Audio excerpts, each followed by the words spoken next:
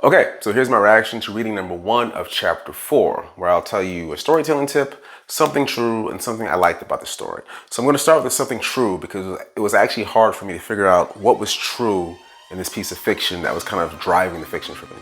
There's a spot in the story where Lacey says the city is a madhouse, which was the original the original name of the chapter.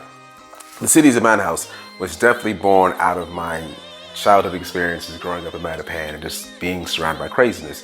And it wasn't even necessarily a good thing or a bad thing when I had that kind of feeling. It's just like, yeah, things were just kind of crazy. But that's just what it was. So that was the true thing. And actually that plays out throughout the rest of the chapter, just like the certain madness of Quest City, which was born of the madness of my 90s upbringing.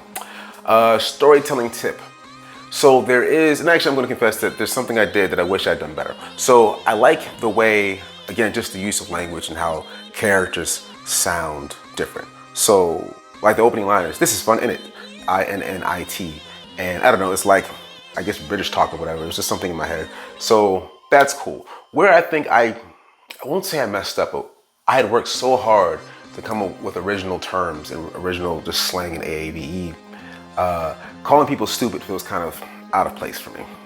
But I'll take that into account and work on when I'm working on book 2.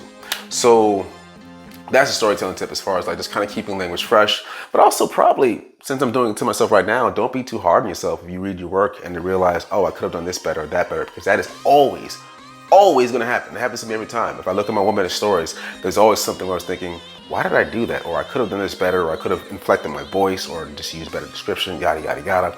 But there's always gonna be these moments where like you have an opportunity to criticize the hell out of yourself, make yourself feel bad. And I'm just here to say, don't do that. All right, that's your storytelling tip. So that's true storytelling tip, and then something I liked. Yeah, I kind of liked the craziness of Rocky. I don't know, with the pink braids and the silver teeth. And she's also like type A. I don't know where that character came from. Actually, I do know where that character came from, but if I say the person's name, they're gonna beat me up. So I do know where the character came from, and that's kind of like made them hyper ridiculous. Like they're the last person in the world to have like pink hair and silver teeth, but they could be pretty type A. Anyway, sometimes it bees like that. All right, deuces.